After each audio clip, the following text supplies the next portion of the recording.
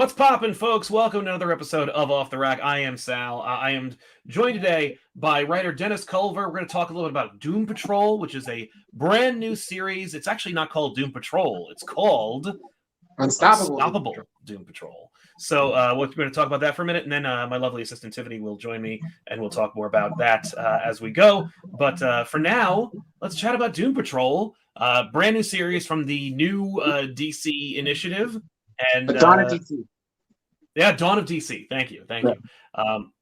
Can you tell us a little bit about the origins of where the Unstoppable Doom Patrol came from? I think the first inkling of it that I saw was the new logo. Was it like on the little like the teaser? Oh yeah, image? on the Dawn of DC map preview. Yeah, well, there was that mysterious D on there, which is a symbol that Burnham and I designed together. Doom Patrol has a history of combining the D and the P into a symbol, and we kind of wanted to make a new one for our own, brand for the series. It kind of evolved through conversations. Burnham, myself, and Josh Williamson worked on Justice League Incarnate for that little 10-page like history of crises thing. And when I was talking to my editor Ben Abernathy, Burnham and I used to be in a studio together for a number of years, so we had a good rapport already. And he was encouraging us to do something together. And through those conversations, he was like, "You guys should do Doom Patrol." And I was like, "That's a great idea." And I texted Burnham, and Burnham was like, "Hell yeah." Because it's such a hand in glove fit for Burnham to draw Doom Patrol. Like he's so good at drawing monsters, so good at drawing like freaky characters. Also, he loves drawing mummies, so Larry Trainer is like the perfect character for him. So it's been a lot of real good chemistry and synergy and stuff. And then by coincidence, this year's the 60th anniversary of the Doom Patrol. We did not plan for that. It just kind of happened. So it's funny how often that happens. Like you'll hear about the anniversary, something really cool happened, and then behind the scenes you'll find out like, yeah, we didn't know. Some really enthusiastic creator told us, and we thankfully had it happen. Yeah. It's I was just kind of, as I was doing my research, I was like, oh, this is great. This actually works out really well. So yeah, all of these things are kind of conspiring together to really make a nice runway for this series to launch. So I'm super excited about it. The tagline is "Saving the world by saving the monsters," and I kind of envision them like superhero EMTs. And that general philosophy kind of puts them in conflict with a lot of the other superheroes in the DC universe. Which kind of just reinforces the idea that they're outcasts and they stand apart from everybody else. And then our first issue, we go right into Gotham City without Batman's permission, so that causes problems. Love it. Like you do. It's so rare to see any Bat characters intersect with the Doom Patrol. And I like even just them being in his city, you feel like the looming threat of the Dark Knight and having, I'm sure that it puts the Doom Patrol on edge, or at least puts them in a position where they're like, this is a crazy place, even for us. What's really interesting about just like, because the Doom Patrol, I've kind of always just been over here away from the rest of the DC universe and because this series is so grounded in the DC universe with Dawn of DC, it gives us a lot of opportunities to do things that haven't ever really been done before. Like in issue 3, they run into the Green Lanterns, and that's never really happened where the Doom Patrol has kind of like done anything with Green Lanterns. So so it gives just like it's like we're, for a 60-year-old property, we're finding lots of new territory, and that's pretty exciting. So it's always neat to just kind of like stumble into that kind of stuff. But yeah, I don't think Batman has ever really, other than maybe a random Brave and the Bold issue or something, he's never really dealt with the Doom Patrol. So that's it's really fun having those guys butt heads and stuff.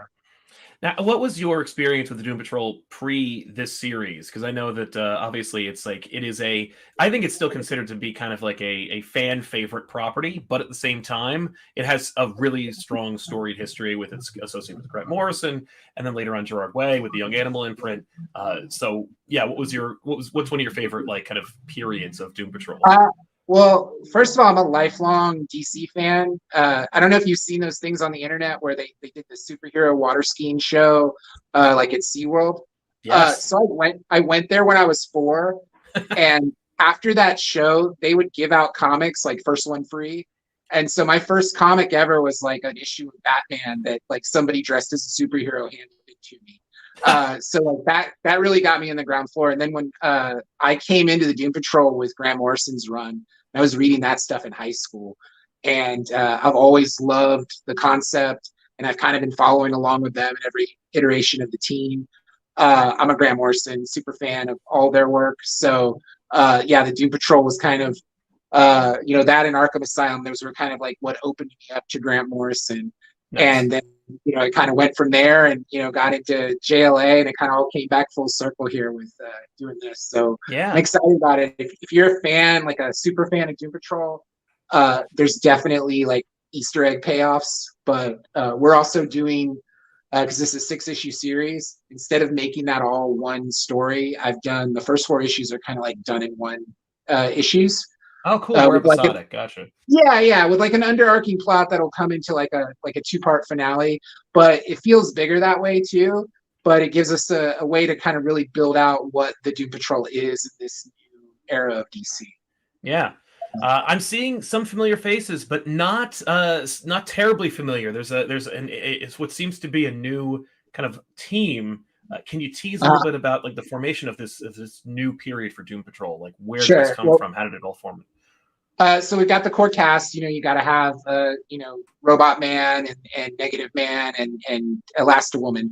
Right. So they're kind of always there.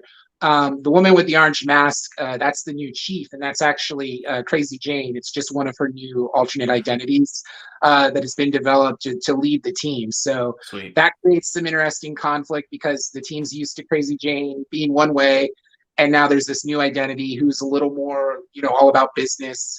Also, she stays topside a lot longer than Jane's comfortable with, so there's like internal conflict there too. And then the other 2 characters are brand new characters. The little pink girl with the horns, that's a Beast Girl. Which is, it's kind of like it's a callback. I feel like if you had Beast Boy on the old team, you got to have a Beast Girl, right? Yeah, absolutely. And then a new character, Degenerate, which is the best way to describe him is he's kind of like a dick Hulk. The way his powers work is he has to choose to activate his powers. So it's like when he's mean, he kind of starts devolving and like getting spiky. And if he's too mean for too long, he kind of loses agency and kind of gets out of control. But Gotcha. When he's not fully hulked out like that, he doesn't look very attractive. So at least this way he can get a little dumber and get a little buffer. And so he chooses to kind of walk around like that. So he has to intentionally be a dick, which obviously causes a lot of conflict. Sure. I assume that this series will also answer a few like questions about like some of the original like Niles and Calder and other characters like that, where it's like what happened to them, or at the very least, like I assume it's not going to be a lot of like here's where everything that had come before is, as opposed to building new territory, like breaking new ground, building new territory, introducing new characters. I'm a big fan of all your comics count. So like I think that everything that happened in some way, shape, or form to the team. If you look at the solicits for 2, we in the 2nd issue we visit the team's new headquarters, which is called the Shelter, and it's this old missile silo in Kansas, actually based on a real thing that people built like luxury bunkers. I remember reading about that like years ago. That like for defunct kind of silos, they were like, maybe we can make this into a retail opportunity. yeah, basically. So I took images of that and showed them to Burnham. Burnham lives in Kansas, and Kansas has some ties to Doom Patrol anyway, so it kind of puts them in the middle of the country. But if you look on my Twitter, I posted a double-page spread, just the line art from issue 2.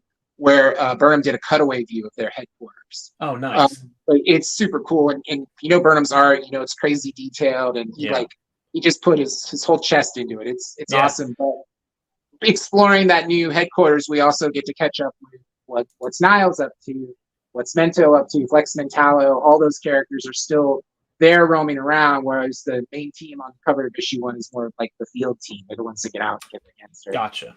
Cool. Because it's called the Shelter, when they're in, we're saving the world by saving the monsters.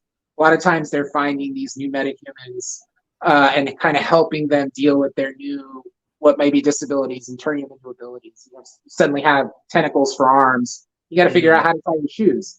and brush your teeth and do all those things. So there's a lot of it. It's the concept is there's like a rehab there with physical therapy where like Lex Metallo is like leading that. Oh, I And love then that. we've got some new characters in there too. They're in kind of a support role.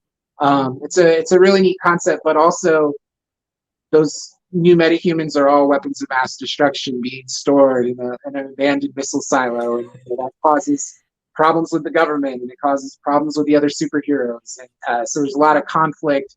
The Doom Patrol are stepping on people's toes, basically. I love it. Yeah, they wouldn't be the Doom Patrol if they weren't. Yeah. Now this first issue, final order cutoff, and what that means essentially is like that's the last time that you can like order the series if you're a retailer out there is this upcoming Sunday. So Right. you may want to order your copies ahead of time, and it is coming out for us who are just Wednesday Warriors or Tuesday Warriors, depending on your affiliation. What is the it's the end of this month basically. It's what, March 25th, 26th? March 28th and 29th is when it comes out. We're doing a neat thing with this. Like this is a 6-issue series, but the plan is to do it kind of like seasons of prestige television. So when I was asked to make a master document for this, they wanted to know what would happen in the next series every year. Because of the artist that Burnham is, and he does all that detailed work, 6 issues is kind of the sweet spot so that he can really go to town on that. Totally. So there's plans for doing regular Doom Patrol seasons, if you want to call it that. But it starts here, and if we have to have enough pre-orders, we have to have people show up. So what I'm telling people to do is when they go to their comic shop, just put the whole series on your pull list, and then that way it'll kind of show DC that there's a desire and a hunger for more Doom Patrol comics. Right, exactly, and that's actually a good piece of advice for your favorite series out there. But Yes.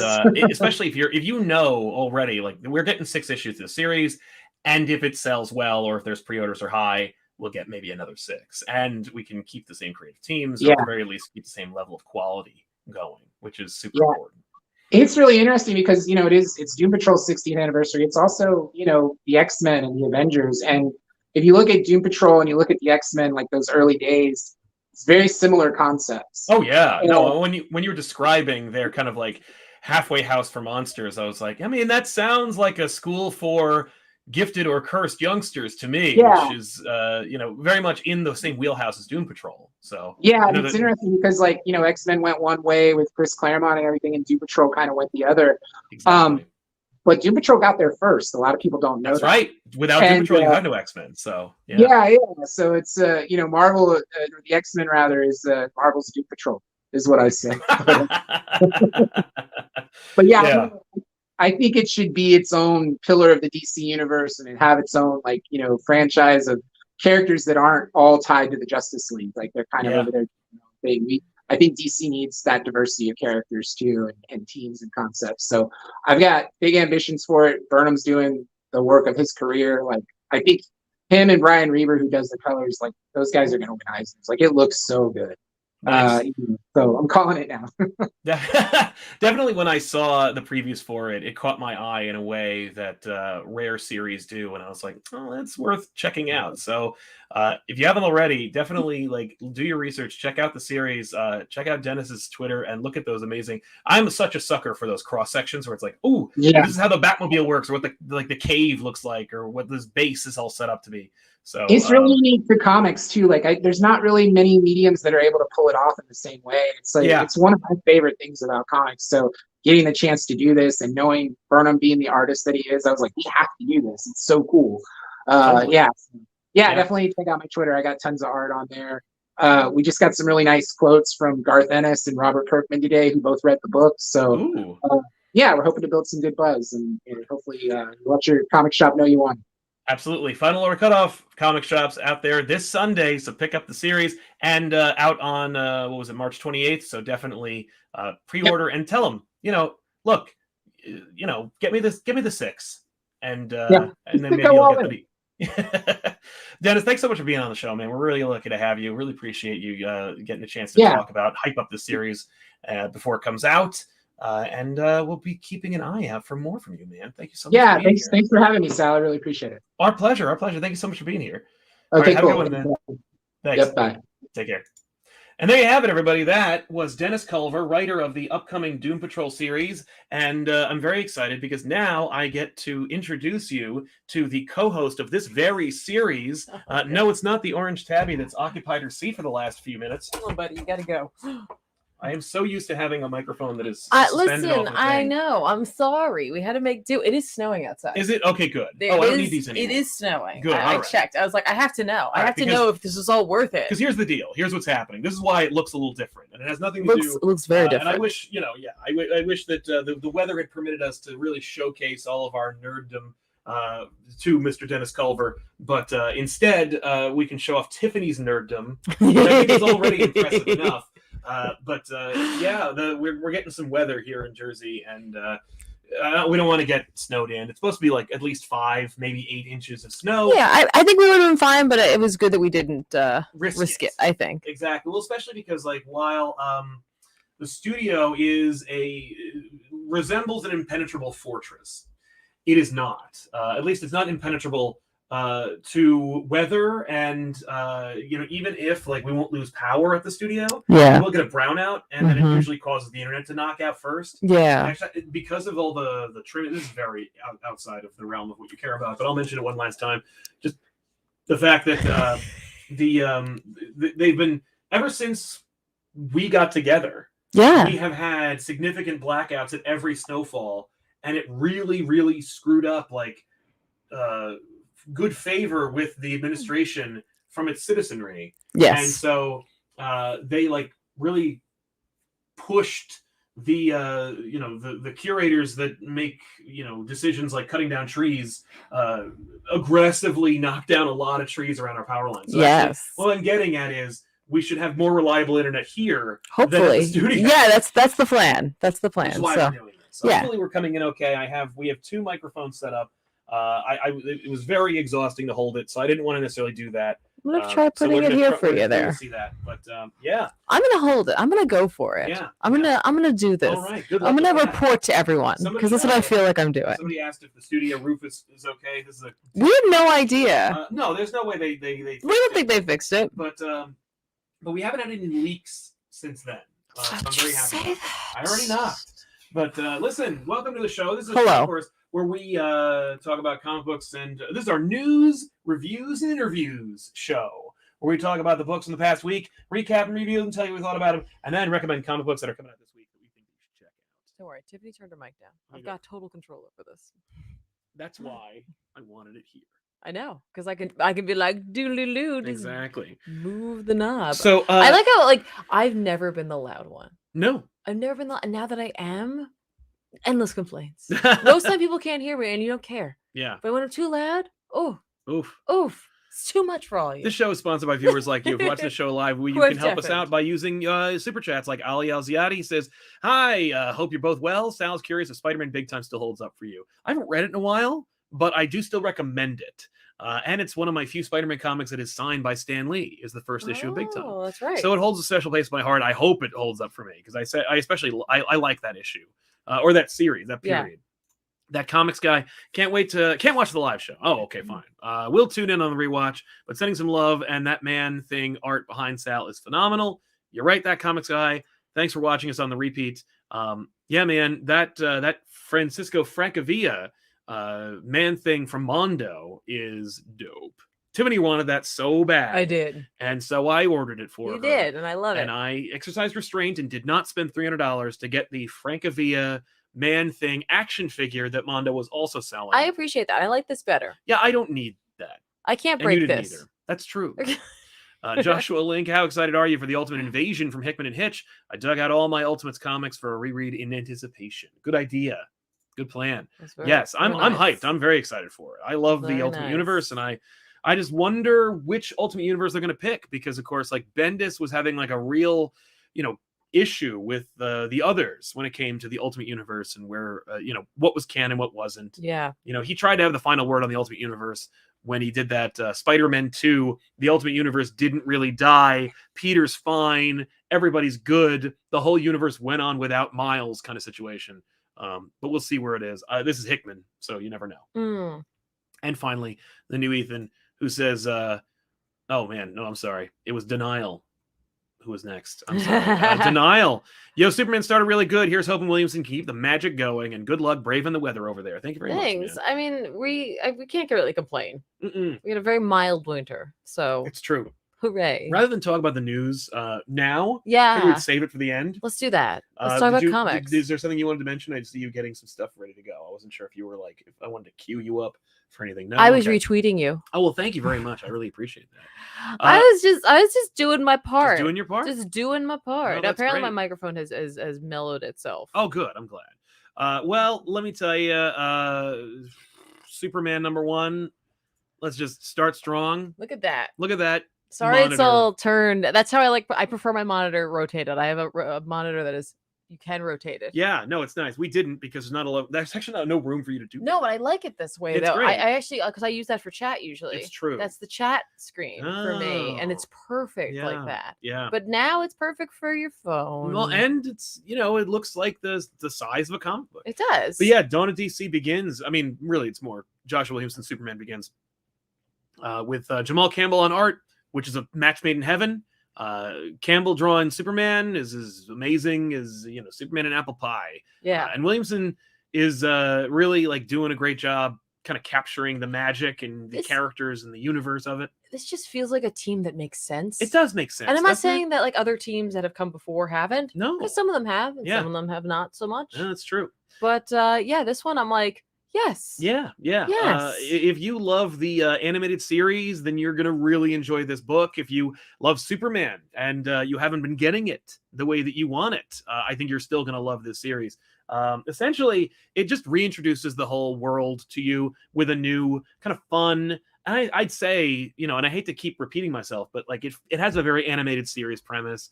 Yeah. I remember I was talking to somebody about it, and for the life of me, and I've tried to remember it on several non-consecutive occasions, who I was talking to about this. I'm sorry, the cat is just staring at a light bulb, and she's like she's blinding herself. She doesn't know why, but that's something we missed about this channel is that we because we have a studio, we don't get to share. There's no more with our cats anymore on the channel. channel. Cats interrupting the show, but the premise of Lex Luthor being in jail and giving Superman advice or criticism from his jail cell quietly to himself is so funny, and I can't believe no one's ever done it before.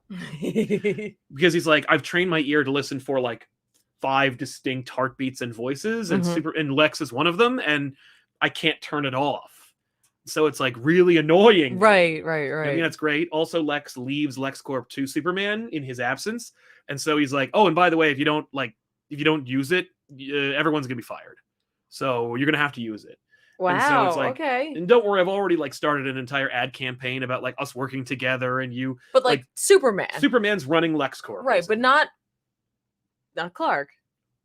No, the Clark genie is back in the bottle. Everyone doesn't know who Superman is anymore. So it's just Superman has to go into the office. Yes, that's right. Has to fly in. Yes, and Lois is editor-in-chief of the Daily Planet. Finally, I love it. I didn't want to lose Perry, and we didn't. He didn't die. Spoilers, but I am very excited to see Lois as an interim editor-in-chief, though I could see another version of this book where Perry died and Lois is editor-in-chief of the Daily Planet. Sure. I mean, I think that will only last for as long as Lois could take it, because I have a feeling that she'll enjoy the romp while she has it, but at the end won't feel satisfied by that position. She's going to have to be behind the desk.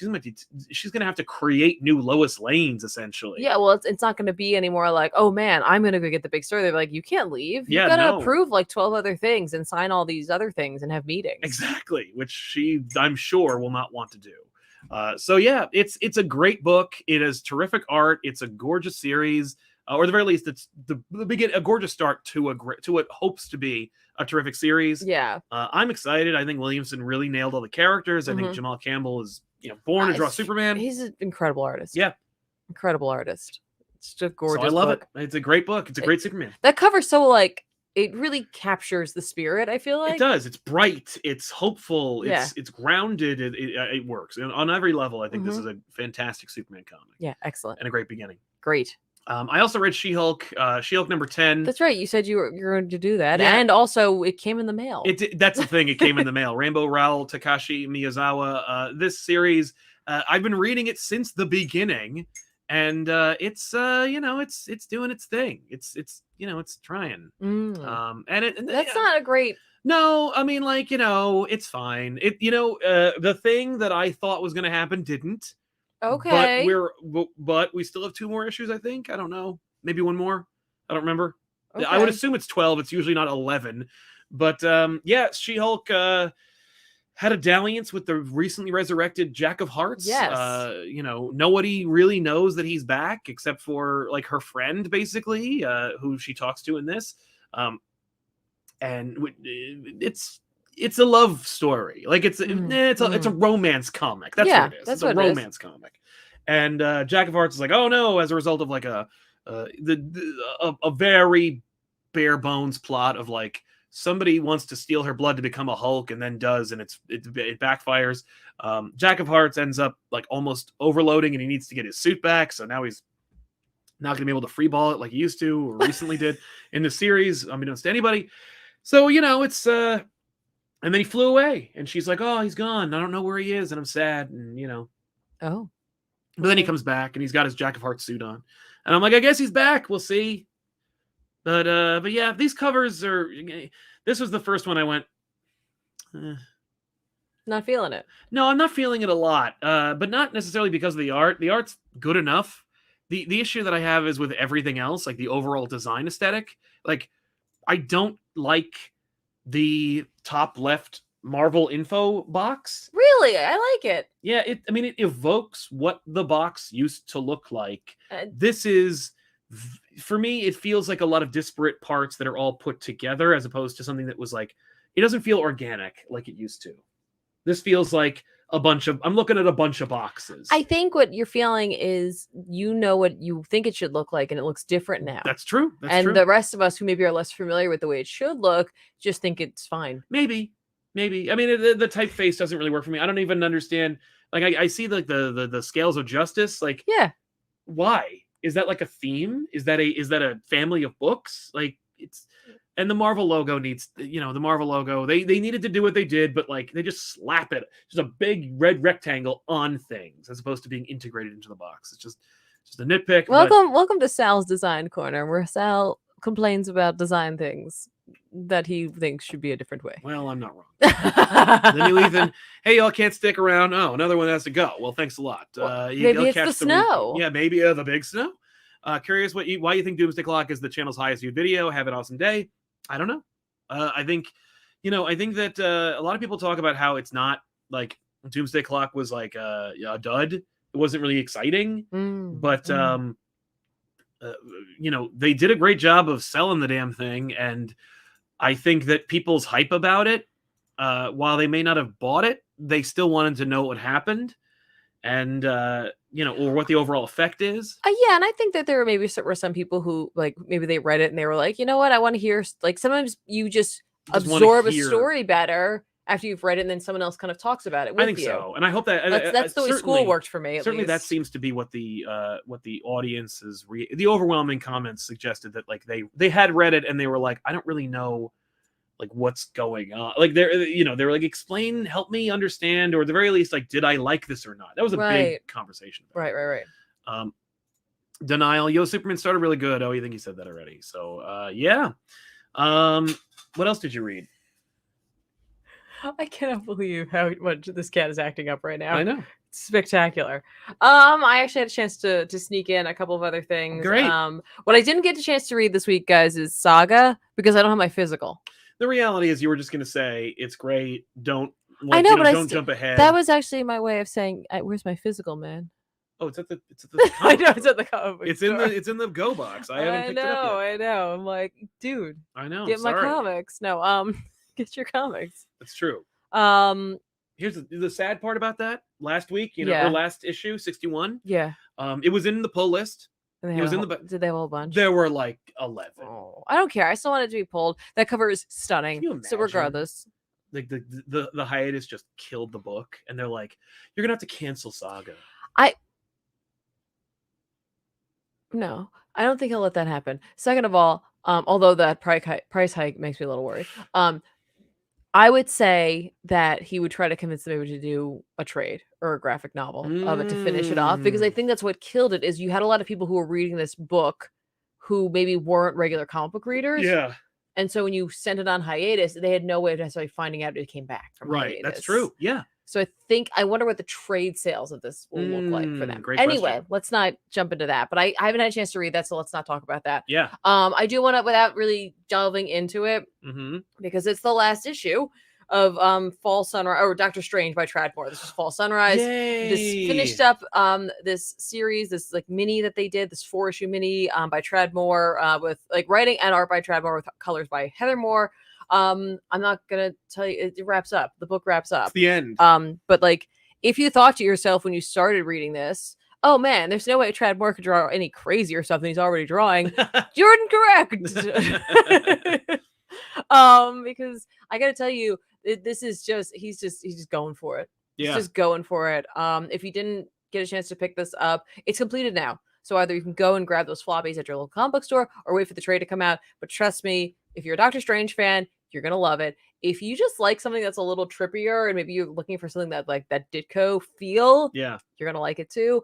And if you're someone who just likes Tradmore's work, trust me, it is on display, full on. Just it's going for it. Nice. All right, and it's just the colors are great. Really like works well. Obviously, with having Heather Moore on it, really kind of just good Elevates, synergy there. yeah. But yeah, so I just wanted to give you that reminder that it did come out. It is done. Nice. So those who are waiting for that completed story, now's your time. Yeah. Go get this or pre-order at least the trade. Please. Because I would love to see more little stories like this. As much as I love having a Doctor Strange ongoing, this is what I feel like Doctor Strange really should be. He lends himself, I think, to the limited He format. lends himself to the mini, to the Mhm. limited series, to They the graphic novel. They should Venom him, where it's just like every 3 months you get like a 8-issue mini series. I'm there for that. And he can show up in other books. Exactly. Right. But like then instead of trying to stretch it out or like have that decompression of story, you just get really pure, like concentrated Doctor Strange stories. Like Right. I just feel like it's a better fit. And as much as I know like the ongoing is like the thing everybody wants, and to see those high numbers, you know, like it's legacy numbering or new numbering, whatever you want. I just feel like you're gonna get a better You're gonna get a well. I think it's just some characters are better suited to that. It's true. And I feel like he's one of them. Yeah. Yeah. I mean, they've done it in the past. They've kept the ongoing for a while, and it got, you know, out there and crazy and, you know, convoluted. But yeah. maybe it's time to let some characters just have a couple of minis and be happy with it. Like, I'd be happy with like a couple. Right. Oh yeah. Or like, you know, like if you wanted to do 4 or 5 issues, like do like 2 a year. Well, and you could also diversify your creative teams that way. Like they Yes. could all be in continuity, or maybe only some of them are in continuity. Or you could have a Rage of Ultron mini You or can't- graphic novel. You can't call them this at all because it doesn't work for what that imprint actually is. Yeah. But can you imagine making it like Legends of the Dark Knight, but they're called Legends of the Marvel Knights? Oh, I think they could get away with that. But but the Marvel Knights are very specific and they're Yes. much darker, and you may not want to go that way. But like Mhm. something like that, where some characters, it's just you do these minis. Yeah. Like, I don't know. I think there's something there. Yeah. I love that because Legends of the Dark Knight was a great imprint, it was a title, but the initiative was Yeah. 6-issue minis basically, just churning out graphic novels. It was actually a way to build the graphic novel library for Batman, and at the time when the movie was out, it would be a great idea to do that. Yeah, Legends of the Marvel Knights is a great aping off of title that I would be way into. Right. So, but like, I just wanted to remind everybody that It's book came out. out because a lot of people got really excited about Tradmore's artwork when it came to Silver Surfer Black, right? Yeah. Like they were just over the moon with it. Mm-hmm. And I feel like the Doctor Strange one kind of fell under the radar a little bit. So I just want to put it out there. It's gorgeous. It's spectacular. And it's new. Like it's out last week. You could go onto your shelf, and I'm sure, sadly, issues 1 through 3 are also there. So just get it all. Yeah. Then you get a whole complete experience. Yeah, exactly. Or like I said, pre-order the trade. Pre-order the that trade. also does a lot for the books. It does. LT3.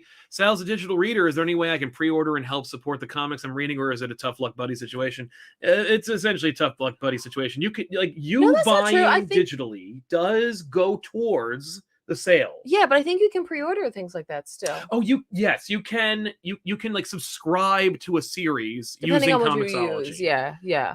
So yes, you can kind of. But it's not as perfect as just going to the store. Right. Steampunk Ultimate Invasion has me hyped. I loved playing Ultimate Spider-Man growing up, reading lots of Ultimate Line to the point where I prefer it a bit. I think a lot of people do, and I think this is a great opportunity for them to finally give the audience something else in case they don't want what's going on. Atomica, the opening page of Superman has the single best origin of him since Quitely did it in All-Star. Jamal's art is killer the whole way through. Agreed. Yeah. Okay. Can we like just for a second?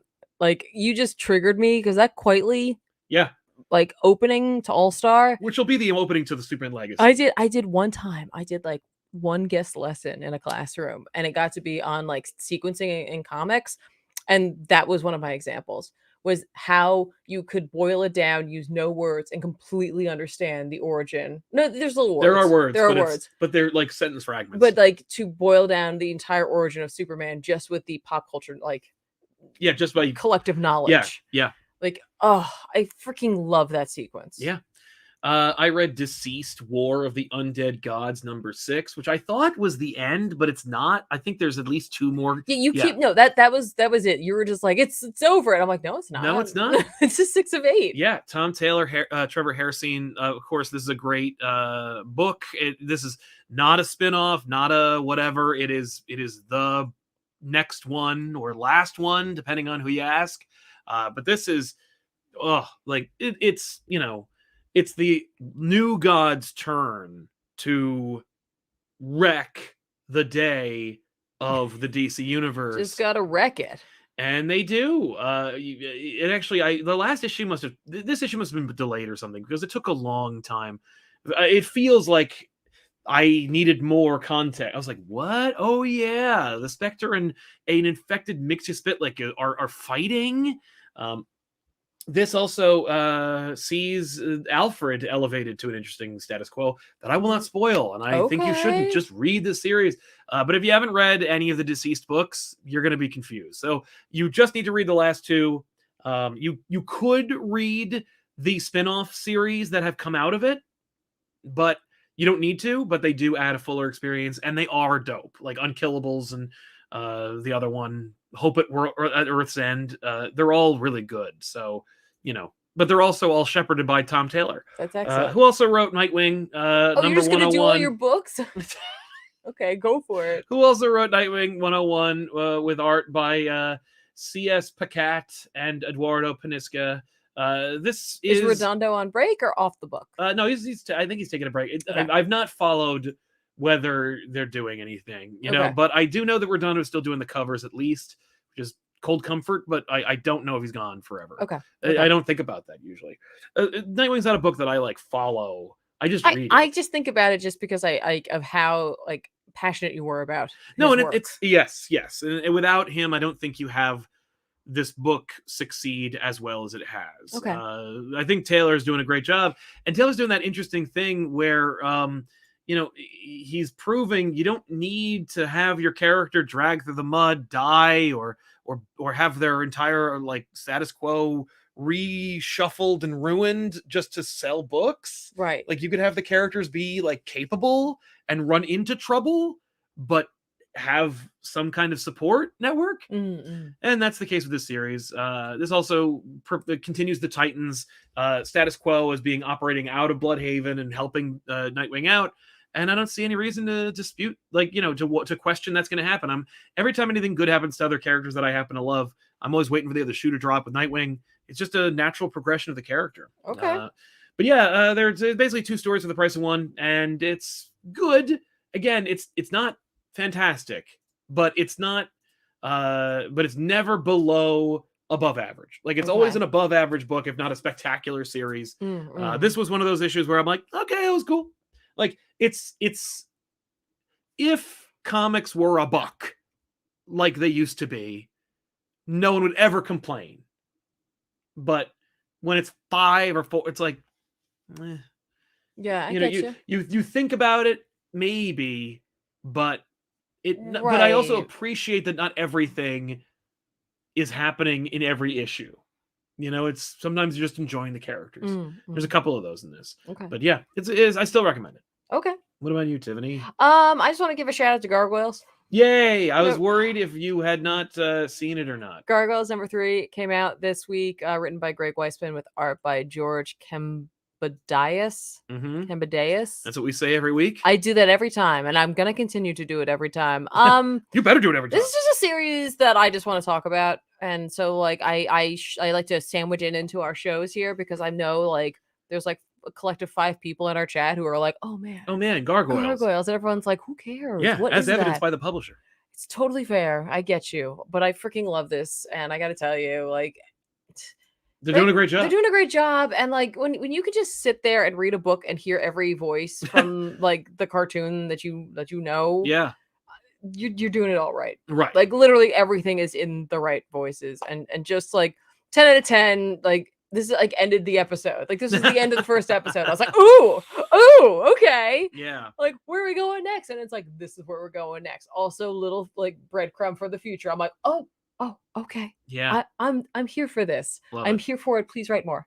Mm-hmm. Please write more. I would like more. If you watch the show, read the books. If you didn't watch the show, go watch the show and then read the books.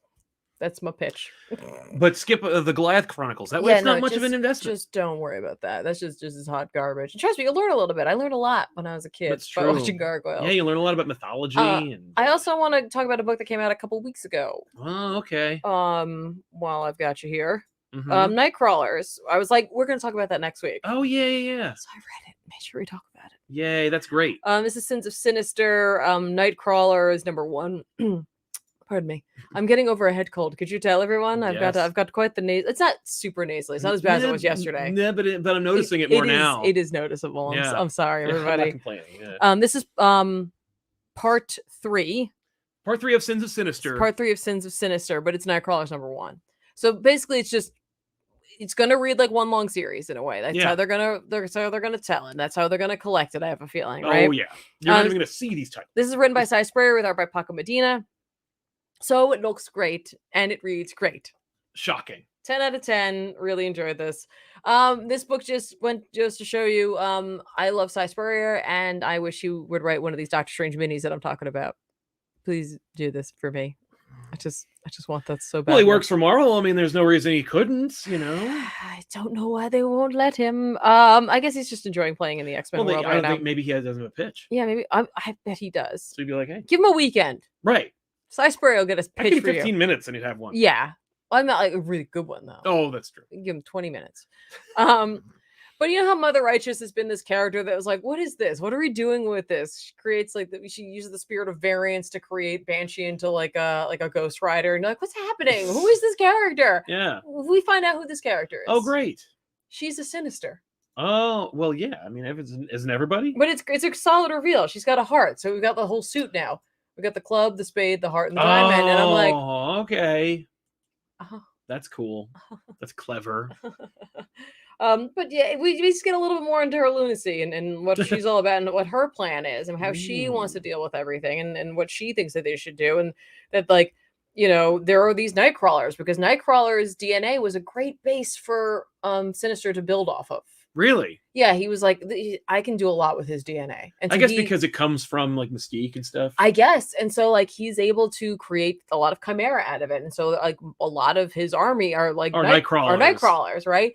And they've not been able to like help any of them. But then for some reason, this time the spirit of variance and Banshee try to use this one attack that they have that like somehow breaks through and he's able to get like a handful of them. Oh. And they come with him to help, right? Okay. And so we've got like a Wolverine, like X-23 Wolverine version. We've got, I think, a Colossus, a Domino, and a Pixie, and a Spider-Man. Spider-Man gets a name, like a nickname in this. Like he has like a character name. Yeah, but like a Funko Pop name. Yeah, I love it. Oh, what is it? Wall crawler. I was like, that is just the kind of eloquence and cleverness I come to expect from Spurrier. It's perfect. It's perfect. Don't get attached to him. He's gone. We get to see Nightcrawler's current state. He's monstrous. You know, the spell's been broken on him, so he lives again. So his mutations have gotten out of control. But yeah, so it's what I love about this is that like with the Nightcrawlers, you got Nightcrawler in there, right? Like he's somewhere in there, but there's also Sinister's brain, like something's in there as well, right? Yeah. But like they're all but willing to follow this woman Okay. because they're like that's part of like Kurt, right? Like Yeah. his desire for religion, you know, Yeah, his yeah, desire yeah. for something to believe in. I was like, oh, this all fits together so well. Mhm. I love it.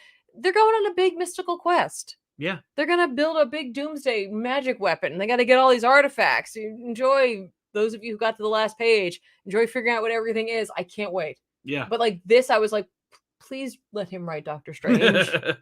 Please. I just want that so badly. It looks great. Paco Medina doing art again. Like I said, looks amazing. Yeah. Medina also does artwork on the other X-Men book that came out this week, and I was like, did he do the artwork on the first one too? Is it all Paco Medina? Because that's so smart. I don't think so, but that would be amazing. Let me have my moment here where I can't remember. Okay. Yeah. All right. Let me live in a fine. world right now where that's the truth. Yeah. I hope so. For your sake. For my sake. But yeah, I just wanted to give a shout out. Those couple of weeks ago. I don't know how many people are really talking about Sins of Sinister. Not a lot. Which but, is like, why I gotta- Ewing, Spurrier, and Gillen should come on the show and talk about it a little bit. I'm just saying that the fact is, it's like, if you don't like Sinister, I get it. Oh, yeah. This is not going to be the event for you. No, probably not. But I bet you like it more than Hellfire Gala 2, Trial of Magneto, or even Ten of Swords. Which, by the way, more people are coming out of the woodwork to say they may have judged too harshly. Yeah, I know. I know you all did. Not at here. I just mean in general. No, I know. I meant the you naysayers out there who are like, oh, actually, it's awesome because it is. By the way, yes, Paco Medina did draw. Oh crap! Storm, Brotherhood of Mutants. Good. So I'm hoping that he's on all of it. That'd be great. That would be great. Unless it's like maybe like issue 1, all one artist. Well, issue 2s are all one artist. Paco Medina drew Moral X-Men #1. That's what I'm saying. He did the other one. You're right. So awesome. Good times. Good times. Yeah. Really quick, I read Mark Waid and Emanuela Lupacino's World's Finest #12. I read this and then I bought it and then I read it again and realized I read it already. Because did you buy it twice? No, I bought it once, but I had it. I'm on DC's like previews list, so they were like, "Here, read these and talk about it on your show." And I'm like, "Okay." And then I'm like, "Oh, World's Finest!" Like a mental patient. I bought it and reread it. Then I'm like, "This looks really familiar. Is this how it ends?" Ah, damn it! It is. It's exactly oops. But it's still great. It's a flashback series, of course. Is a older world. Kara and Dick go on a date. That's it. And it's delightful. It's just cute. Aww. We know they're not supposed to end up together, so we know it's not a successful date. But you get to see Kara confide in Clark about it. You get to see Dick confide in Bruce about it. You get to see like how that all comes together. And I feel like you got better luck confiding in Clark. They both are supportive. Bruce. Okay. But it's great. It's a really fun, really well written.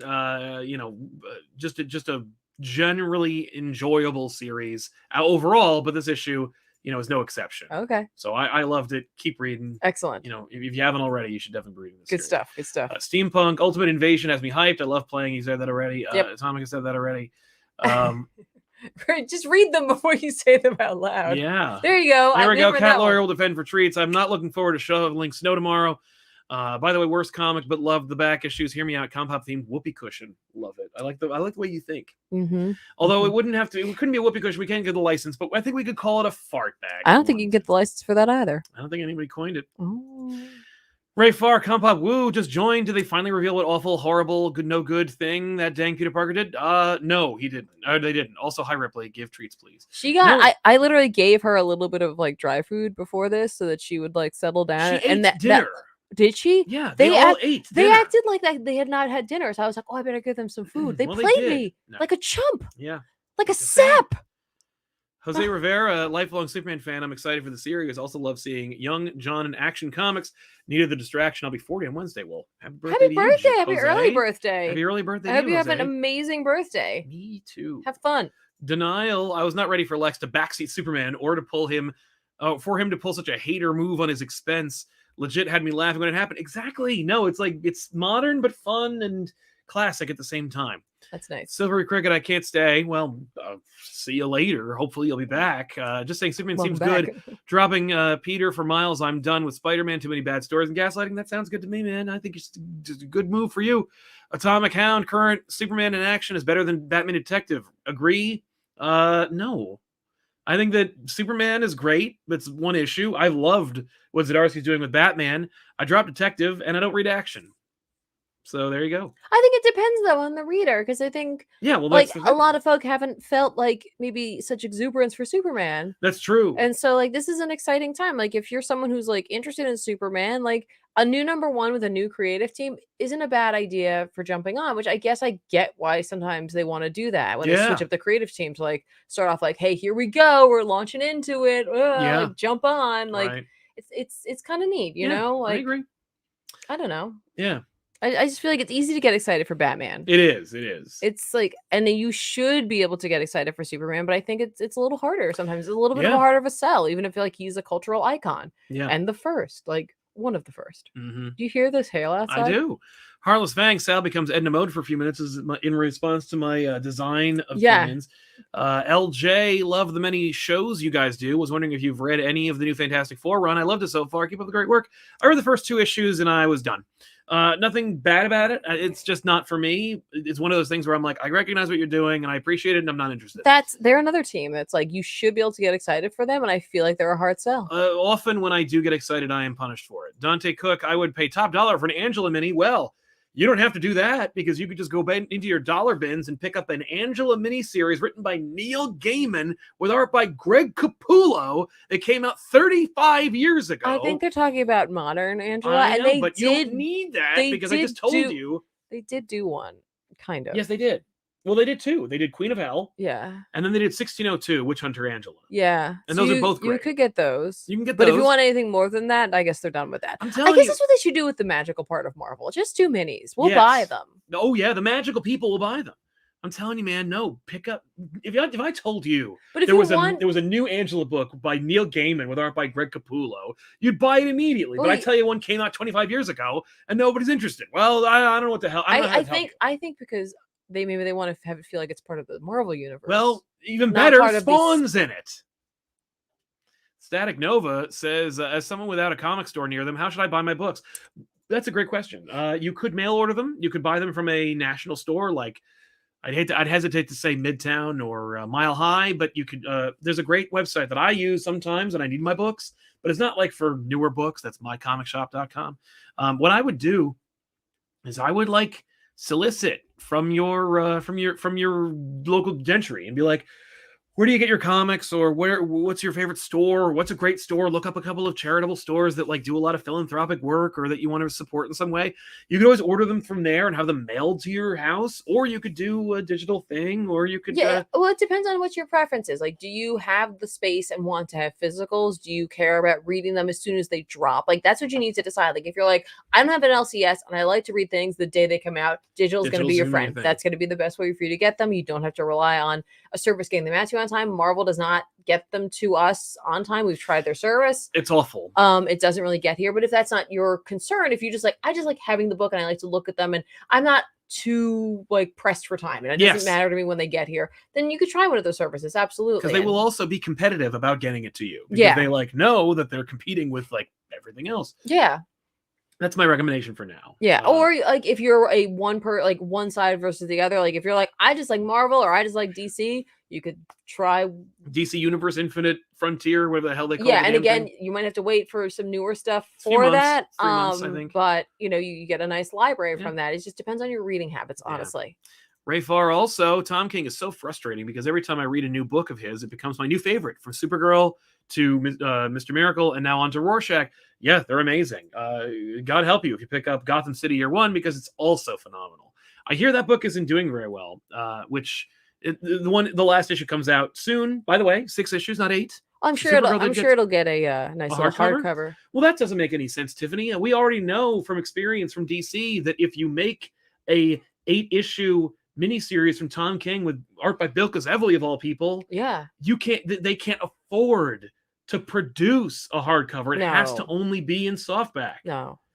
So I'm sure that DC will definitely hold to that principle You know, I don't. and not make a hardcover for Gotham City Year One. There's like part of me that's like, I want them to do it anyway because I don't want people to not get a hardcover for something that they would like to have. Well, honestly, their hardcovers are pretty crappy anyway. But then, like, there's the other part of me that's like, they better not get one. Yeah, I guarantee you they will. And I bet they're justified by going like, well, technically it's a Batman book. Technically, your Batman book. Yeah. That doesn't really work, but it's like, that's well, what my- technically that's then what you my look brain really came up with. sexist. I mean, technically. Just technically. Dante Cook, can I please recommend Damn Them All by Cy Spurrier? It's amazing. Also, Clayface One Bad Day. Literally, no notes. I read the first issue of Damn Them All, and then I don't know what happened, and like they're all of a sudden it's like I've missed too far. I've missed so many issues. I was like, where did that time go? Yeah. Like it's like I blinked and there was like 2 or 3 issues gone. I was like, what? So yeah, I'm behind on that. It Yeah. is quite good though, because Yeah. Spurrier knows what he's doing, and he clearly wasn't done with writing Constantine. No, it's true. Yeah. Somebody mentioned that we should do like a live show from the Smod Castle. Only one of us has been to the Smod Castle, the new one. Yes. The new Smod Castle. It's a movie theater, and that's Ben. Ben has been to the Smod Castle in Yeah, Highlands. he went to see a movie. We have been to the Smod Castle in Leonardo. That's attached to the Quick Stop, or at least I have. I've never been. You've seen it. I because know you've it been there. exists. But I was there not for a thing, but because I was just at an event. I got Kevin Smith's shoes. Yes, you did. Yay. Which are cute. They're They're- cute shoes, and I wish they fit. But they he's are. got tiny feet. He does. He's little feet. Little tiny feet. He's got little Batman. Well, feet. there's nothing, no shame in that. No, it just no, makes most- it so I can't wear them because Yeah, I it's have true. larger feet. It's true. Now you know Um, about my feet. Welcome, Great. welcome to Feet Talk. Fantastic. Yeah, we've done it from a shared universe, which is affiliated but not in conjunction with Smod Pictures. If Smod Castle wants to do anything with us, we're down. But it's going to have to be through invite only. I don't, we have our own places. Oh, there's a question in the chat. Is it Constantine or Constantine? The British say it's Constantine. Alan Moore and Garth Ennis say it's Constantine. Yeah, and Cy so Spurrier says it's Constantine, and the rest of us in movies and cartoons say Constantine. like I will often say Constantine, but when I try to make an effort to say Constantine, because they're not especially- just saying it's about the pronunciation. yeah, Like Alan Moore says, regardless of accent, it's Constantine. yeah. And so if you want to be a purist, that's what you do. I just try to go back and forth between the both. And I fear when I sound like extra nasally, I don't know. I feel like I should say Constantine. There you go. Cube Brute on day 9 of being quarantined due to a certain illness. Well, we wish you a quick and uneventful recovery. Binging back issues and now seeing the stream made it fun. Thanks for all the content. Well, I'm glad we could be there for you, dude. Yeah, Hope really you are feeling absolutely. better. Feel better. This guy 9947. I appreciate the show tonight, making pasta and eating the company. Well, enjoy your Enjoy pasta. that. I bet it's gonna be delicious. Yes, make sure it's al dente because there's no other way. The Telphonics, just a note, DC Infinite, DC Digital Comics, 1 month now. Marvel still Unlimited is still 3. Love you guys. Thank you very much, Telphonics. That's not awesome. bad. Yeah, the DC one, that's pretty good. Boy, So you know what DC should do is tell people about that. maybe they did. Well, maybe if you're I a didn't hear it. well, that's true. But like, hey, like there you go. Like if you're someone who doesn't mind waiting a little bit of time, you don't have the room for it, and you like DC reading DC, Universe. yeah, Infinite. DC Infinite might be DC the way for you Infinite to go for Universe, you. whatever. We are not sponsored by any of these people. This Nope. is just general facts. Yes, but we and- could be. and But right now we're advice. sponsored by viewers like you. If you're watching the show live, you can use super chats and you can sponsor the show instead of them. But listen, DC, you want to sponsor us? I'll take it. We tried to get Comixology to sponsor us for 10 years. Never. Well, I guess it wouldn't. Have We were mattered. in their offices. We did a show for them. We did do that. I remember that. Yeah. Go through our archives and find it. Dammy 900 for Spider-Man. Just buy the Zdarsky Omnibus next January, which includes his entire spectacular run, life story, and Spider Shadow. Perfect collection. It is. It's good stuff. Except his hair with the duck thing. Yeah, it 'Cause does. I too saw that. Which tweet. people enjoy. Yes, I also follow Zdarsky on Twitter.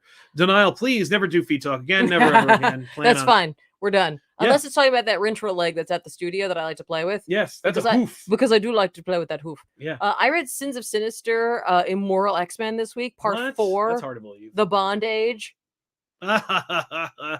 What a shock that it's Emma. It's written by Kieran Gillen with art by Paco Medina. This is the book where it's like, hey, what are the bad guys up to? Yeah, what are the bad guys up to? Well, they're up to trying to take over, and this is the Emma Frost book. Emma Frost is like, yeah, so like we, the Quiet Council, have like sinister clone things or whatever you want to call us, like Mhm. kind of chimera, kind of not. Told Sinister to GTFO basically, like, you can stick around, but like we're actually in charge and Yes. you're an idiot. And since Mhm. he can't reset the timeline, he's like, damn it. I'm stuck in this timeline now. But she's like, but really at the end of the day, like, there can only be one queen. And Mhm. it's gonna be me, baby. And I'm like, you know what? This fits Emma. So like anyone who's like been missing out on Emma being an evil like character, Yeah. you're gonna get a little sampling in these 3 issues where it's gonna be Nice. Emma being like, yeah, I'm gonna take charge. I'm gonna tell you who's boss. I'm gonna use chains on people. Like, you're getting all the notes here. Like, Kieran Gillen's just going down a rabbit hole, and I'm just along for the ride. Nice. I love it.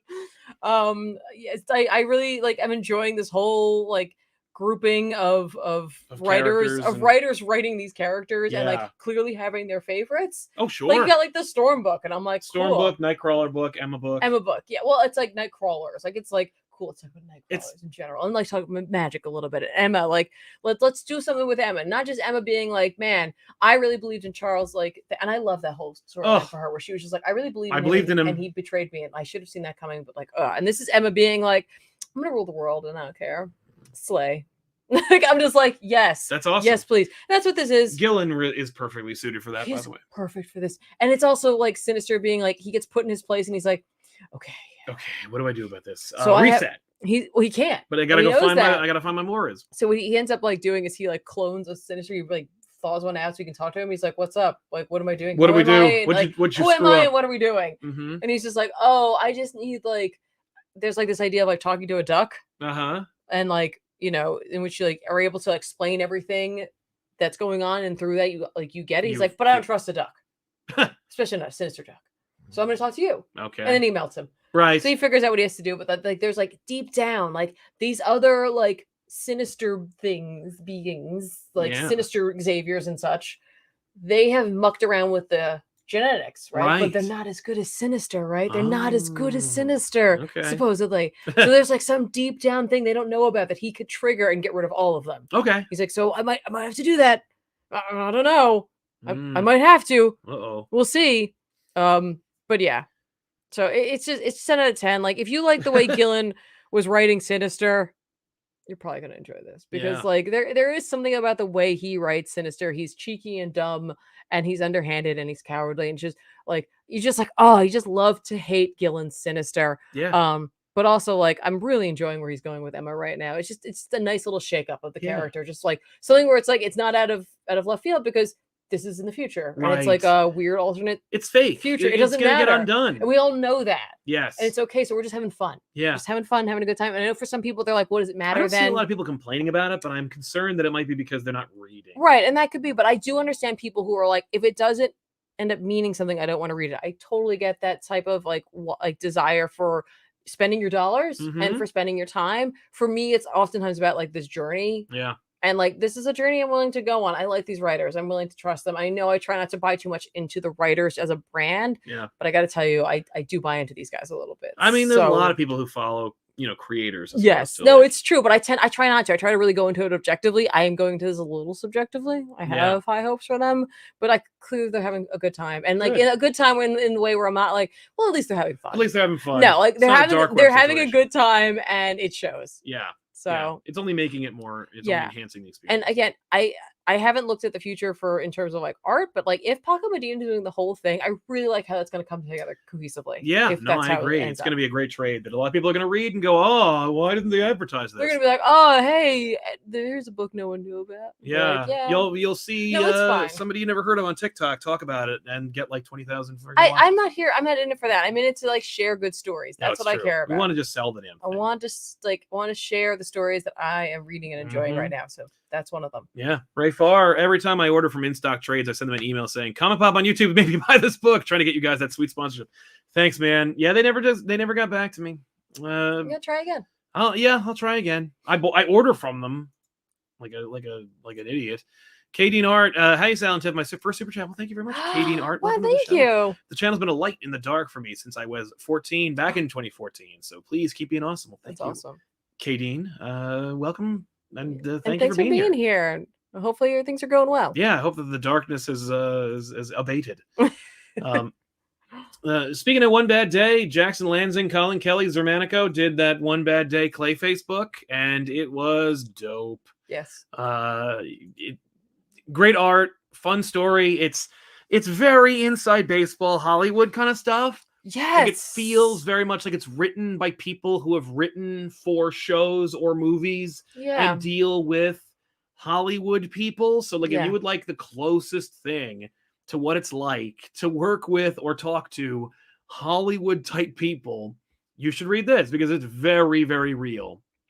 Well, and I've never had that experience, but I felt like a bit of it felt like a bit of a send up of that too. Oh yeah, no, it's just like it's just icky very feeling. fake. Yeah, and like it's funny because it creates a situation in which you kind of feel for the bad guy. Yeah, until you don't. Until you don't. No, until you don't. But I always like that kind of journey where you're like, oh no. And in this case, it should be that way. Like, it should feel that way because that's the initiative. Yeah. The premise of what Clayface is in Hollywood to do, I'm like, that's genius. Mm-hmm. I love the idea, the use of Batman, the concept of Clayface, the supporting cast they've created. It's all self-contained. Definitely read it. It's really great. It's just a great buy. It also, like, I like the way in which the art throughout the book kind of shifts in tone and like covers a lot of the bases of Clayface. We get the horror element eventually. Big time. It doesn't like always slap you in the face. Early on, there's a couple of like quiet panels. There's one in particular in the trailer, like the Hollywood movie set trailer with that woman. Yeah. There's just something about the way in which the art depicts him taking her. Yes. Yeah. Really cool. No question. No notes. It's a great book. It's definitely worth checking out. Yeah. It's for me, it felt like a really solid take on the One Bad Day concept. Yes.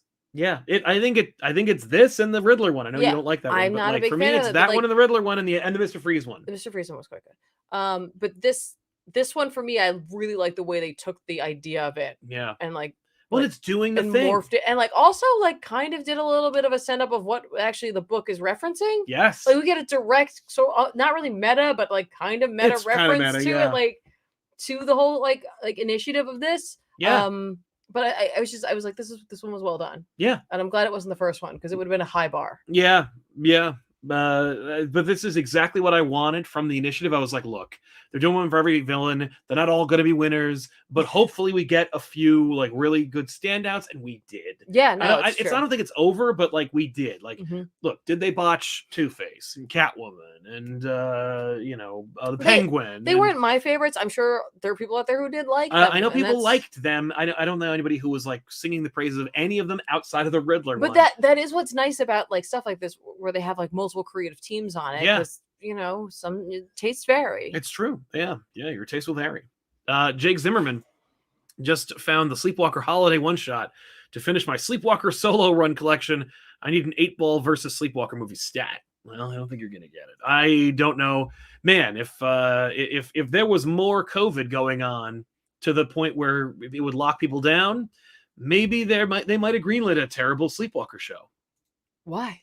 Just because they need them. Because they're like, I don't know. We need a show. We need more shows. And shows that can employ writers that have no interest or regard for this property. Oh, okay. So here you go. I mean, I think that's anyone writing that property. Certainly. I'm sorry.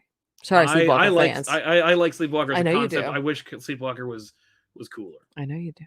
But yeah. What else you got? I think that's it for me for this week. Oh, great. For right now. Yeah, we'll talk about what's coming out this week. I know what you really want to get to, and I want to get to that too. Well, and then you also mentioned we were talking about news. Is there news? This is the news. This is the news. Well, okay. Here's the thing. So the Spider-Man controversy. It's funny. I dropped the book. I dropped Spider-Man. I remember last week or 2 weeks ago when we were talking about Dark Web, and I was like, it's time to stop. I'm out. Yeah. It's time to stop. I don't even care if Joe Kelly and Terry Dodson are doing this book. Right. It's it was a 2-story, it's a 2-issue. Like, here's something to fill the gap so that Romita Jr. can take some time and then draw the next arc, which is the setup to what did Peter Parker do? Because he spun our wheels enough. Here it is. And I dropped the book and I said, we got to stop. We got to stop. I have to stop buying the series. It's hurting like me. It's not for me. It's not, there's no joy. It's just work. And I dropped it. And I dropped it even though I knew, or I thought that Joe Kelly was going to do basically just like a kind of out of continuity. Like maybe here's a Spider-Man script I wrote with Black Cat. Sure. But no, it is in continuity. And it's funny because I heard about it because people were losing their minds on social media about the fallout from it. And I was like, so I leave telling everybody this book is bad. It's time to stop. Just drop it. And then while I'm enjoying my vacation from this series, everybody reads it and goes, I'm losing my mind. And I'm like, this is what I'm talking about. But I had to read it because I didn't want to speak on the subject without knowing what I was taught. Because I've seen so many times, especially with a Marvel comic, but especially in today's world of comic fandom, criticism, reading, commentary. I've seen too many people go like lose their minds over something that's out of continuity or out of context. So I read the issue, and that's Amazing Spider-Man number 20 from Joe Kelly and Terry Dodson. Okay. But it's not really a review so much as we're just going to talk about the controversy. Yeah. Because what happens? Nothing. It's lame. That's what happens. Like it's a waste of time. It was, the premise starts out simply enough. Spider-Man takes Felicia, or rather Felicia takes Spider-Man to like a weekend getaway in the Catskills or whatever. And what do? They bump into Mary Jane and her husband or boyfriend. And it was in the last issue that they used the info page to tell you, not in the book, not in the narrative, not in the dialogue or text, in a context page, that no, Mary Jane married that guy. So that was the first FU that they gave you, where it was like, you're like, they really want to do something with this. Like they really want to cement a status quo, but they don't want to deal with the fallout. So they try to sneak it in however they can. And they're doing that with both issues, which I feel bad for Joe Kelly because he's a great writer and he's got a great YouTube channel you should subscribe to. But yeah, so they did that with the first one. And I was like, that's so shitty. And then in this one, they bump into them and it's like, oh, that's awkward. But then they got to fight White Rabbit. One of the worst White Rabbit. It's one of the worst Spider-Man I characters. think Joe Kelly likes her though. I think she's popped up in other Joe he Kelly invented her. So, it's one of those things where whatever, like I could write, it's an Inspector Gadget episode. Like it's that by the numbers. Okay. And it was. And then they wrap up and in the end, and it, by the way, the page, which is like taken out of context, but like actually the context is exactly what you see. Zeb Wells has been carrying this noble tradition of like Peter is really unconfident, and like he's just like he's sweating bullets trying to talk to a woman he's dated for several months or maybe years. He's been intimate with countless times, but now suddenly because there's a prospect of them dating after so many years, he's freaking out. But in this situation, she asks. She asks him to address the elephant in the room, which is like Mary Jane. Like, we could date, but like, what about Mary Jane? Because like, it feels like there's like an invisible hand that keeps like making you guys get back together. And he says, well, because the reason why I think it's going to work out is because I'm not really in love with her anymore. Or I will always love her, but like lowercase L, not uppercase L. I love her kind of like a sister now. And that feels like Nick Lowe wrote that and made Joe Kelly say them. But it is taken out of context in as much as he doesn't really say, like he says, I love her like a sister. And Felicia's like, no, you don't. Right. And he's like, okay. So like, maybe I'll downgrade it to like something else. But the fact that he even had that thought is like gross, but moreover, like it's gross, not because like of incest, because like, obviously that's not what he meant. Right. It's more like it's gross because I don't know if Joe Kelly wrote that, or if he did, like, why would he? I'm Joe Kelly. I wrote I Kill Giants. Like, I could do whatever I want. I don't need to be like edited by you. Yeah. But clearly doesn't care. And that's evident in his nonstop Spider-Man book. But that's the status quo. It's like, don't worry, everybody. Just like when Joe Quesada did it, where he was like, don't worry, everybody. Mary Jane doesn't want to be back together with him anyway, because they can't have children. That's why. And then in this one, they're like, don't worry, everybody. They can't get back together because Peter doesn't love her anymore. They just really like beating up Spider-Man fans. Yeah, and I'm like, You guys are the Peter Parkers. Right, exactly. It's very poetic. Yeah. And I'm like, and here's the thing. You deserve this, readers, because you're buying it. You bought that issue. You bought the next you pre-ordered the next issue. You're going to find out what Peter Parker did. And you're going to read it. You're going to buy it. And as long as the same amount of people who buy it, it's going to keep going. Because they don't care about angry tweets. They love them. They subsist on them. They don't care. They don't care. They're not upset by like your letters or your irate tweets or your thinly veiled threats of violence, which you shouldn't do. You don't do that. You know, like your DMs on social media, like they don't care. You know, if anything, it's a sign to them that it's working. You know, what you need to do is just stop buying it. Is to just stop caring. Like you need to stop caring. Because that's what they want you to do. You know? Or what they want you to do is they want you to stay angry. You know, they're like, "Oh, Lowell, you mad, bro? Well, find out what happens next issue. Maybe you'll get more mad." You know, it's the same with it is indicative of the current climate that we live in when it comes to news and like everything, reporting, you know, politics, life. Just keep people in a perpetual state of tension and anger, and you'll buy it. You'll come back to find out what the next thing is that you're mad about, and it's like, don't buy it. Yeah, just stop buying it. That's true. Like literally, if that issue dropped, and the next issue, it dropped by 40,000 copies, Marvel would lose their collective shit. Like, I'll give you a perfect example of like how things can change. Tom King is a Eisner Award-winning writer. He is on the brain trust for the DC cinematic universe. He is a Hollywood guy now, and he also still writes brilliant fiction for comics. And he wrote Batman, and he said up and down that he was going to do a 100-issue run.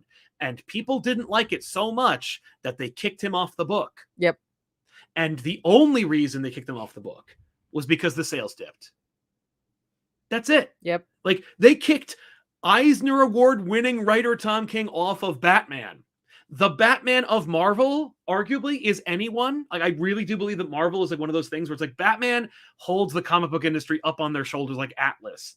But like Marvel's Batman is whoever is a big deal by the creative team, which is kind of awesome and refreshing, but also is inconsistent and tough to track. Yeah. So it's like, it's tumultuous at best.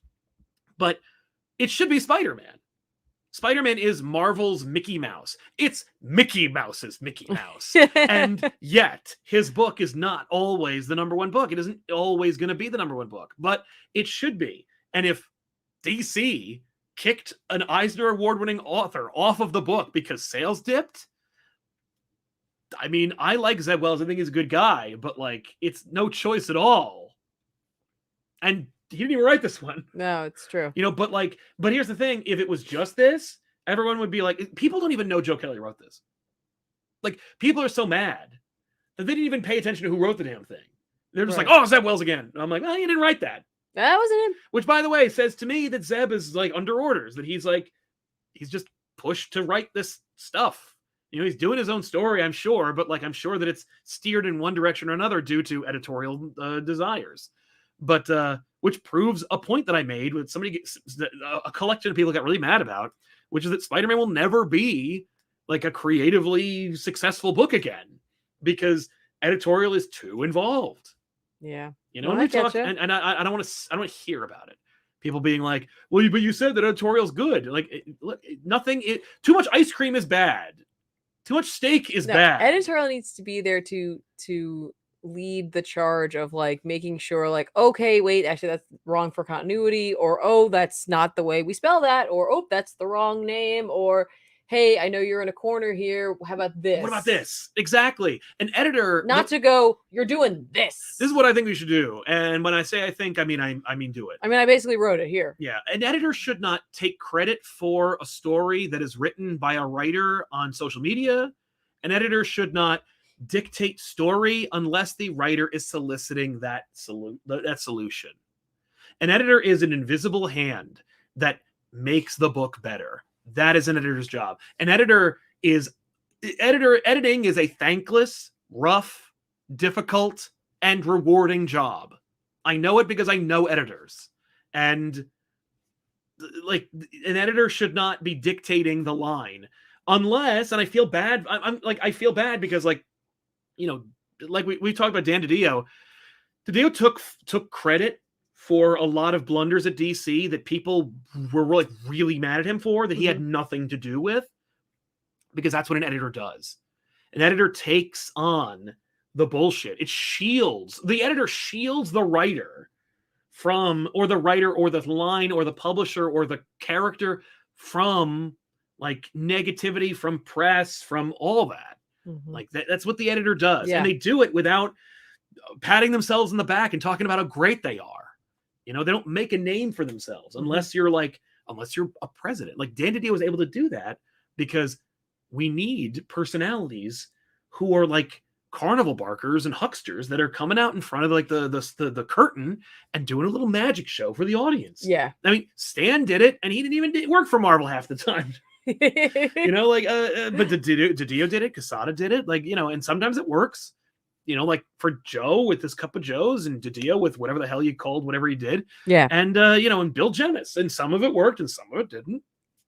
But like, an editor's job is to help the writer tell the best story possible, and not to take credit for it. But in this case, I don't think Spider-Man is capable of being like creatively satisfying. It can be like bubblegum, popcorn, look at Spider-Man fight this character kind of books, but like the days of innovation and creativity are kind of like over for that book. You got to look elsewhere for it, or you stop buying it. What would happen if scare the shit out of them? What would happen if enough people stop buying the book? Right. Let's say that it dropped by 20,000 units. Right. What does Marvel do next? Right. What do they do? What's Marvel's? Marvel is never the first one to innovate or throw their hat over the wall. No, I have a theory on what they do next. I have a theory too. Okay, what's yours? I think they split Amazing into 3 titles. Oh, that's interesting. And they go, here, Web of Spider-Man, Spectacular Spider-Man, Amazing Spider-Man. They're 3 ongoings. They have 6 different people working on them, and whatever sells the best will be the new Amazing Spider-Man. Okay. That was not my... Okay. I think yours is actually more feasible. Mine is just like... What's yours? Mine is like they see the numbers are tanking. They hopefully they come to the realization of what is going on, right, and they call Straczynski. I mean, I would. Like, fix it. if your mentality is we don't want to innovate, you're just gonna rely back on things Yeah. You go back beyond Slott and you try to get him. I'm not saying you can do it either. If I were Joe, I would say no. And I think he would. I think Joe's good enough where he's like, no. I'm just saying I could see them trying that one. Yeah, that's something that I would consider, but I would like run that by. I would run that on the flagpole. But I think Straczynski would say no. I think you're right. Because I think Straczynski was so burned. He did write for that like amazing one thing. Like he wrote for some anthology thing where all he did was apologize for sins past. Yeah. But so he's not averse to it. And also, it's the #1 book. So like maybe it pays better than most. And I'm sure he'd like the job. Sure. So maybe he wouldn't say no. I don't know if that would work. I don't even know if he could do it. Honestly, like that actually goes in conjunction because like the time when Spider-Man sold great and like things were going well. Jenkins was doing spectacular. Joe was doing amazing. And then there was like random books that would come out, like this terrible book called Spider-Man Black, White, and Red all over, which was like, I don't even know what that was supposed to be, but just like random one-shots and stuff. Also, Bendis was writing him in New Avengers and Ultimate Spider-Man. There was a nonstop assault of Spider-Mans, not quite unlike the 90s when there were 5 different Spider-Mans. Right. But yeah, I mean, like, but that was a good way to do it because, like, the people who didn't like Straczynski, they had Jenkins, and Jenkins is doing very different stuff. Right. But I think that's what they would do. That's what they should do. Yeah. Like, Amazing has become too big a book, and it's too big of a responsibility for them to have to worry about it. Like, I'm sure that they are sick. Like, as much as they don't care about like the negative press, they're also probably sick of hearing about it. Oh, sure. Which is also why that happened in this issue, because they were like, ugh. Like, I'm so sick of hearing about it. How about if Peter Parker just looks at the audience and says, Mary Jane's gross and I don't like her. She farts and she's like smells and she's stupid and I don't like her anymore. Okay. I think if like, I really think they were just like, make them shut up about it because I'm so sick of hearing about it, which does not mean it's working, by the way. It doesn't mean like, oh, my harassment campaign is working. Like You can't just bully a studio into doing what you want. That only worked the one time, and only because that studio owed billions of dollars. Yeah, that's It doesn't work every time, especially in an industry that collectively among all the publishers makes $1 billion. It's just not going to happen. But it's just that. But that's the phenomenon. And I know, like, I read the issue. Yeah, you did. But like, I'm good. You're all done. I'm all done on Spider-Man. All done. And I only read it so that I would not be ill-informed, because the last thing I need is to talk about this and have someone go like, you didn't read it, so actually your opinion is unfounded. No, it's good journalism. That's not that what we do here is journalism, because we are not We are journalists. not. But it's frustrating. It's even when I'm like not involved, it's frustrating. But it's so funny to hear about it. Like, it's like, that sucks. Yeah, I get you. And I'm sorry for those of you who are reading Spider-Man, because like, yeah, it must be frustrating as hell. And it's frustrating to me just because I'm like, I don't like bad comics, and I don't like comics to be bad, and I don't like comics to hurt the industry. I don't like people complaining about them to the point where it's like detracting from the conversation. But yeah, it's a damn shame, and it's not going to change without your help. Stop buying the book. Stop buying it. And by the way, I don't mean, I'm not actually really blaming you. I was more doing it for dramatic effect. Like, it is dramatic effect. You don't, I'm not really blaming you, but like, stop buying the book. Stop being a completist. Yeah, it's okay. And I'm not saying like, but read it, steal it. Like, just what you need to do inevitably is just divorce yourself from the character. Like, read something else. Like, don't pirate it and read it anyway. No, just try something else. Just go, hey, you know what? At the end of the day, Spider-Man's gonna live and beat the bad guy. Let me see what's going on in some other book.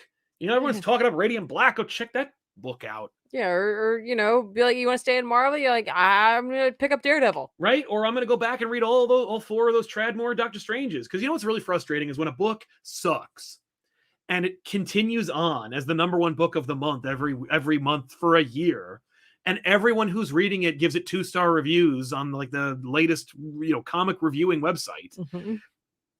And Doctor Strange's 4-issue miniseries underperforms, and he doesn't get any more.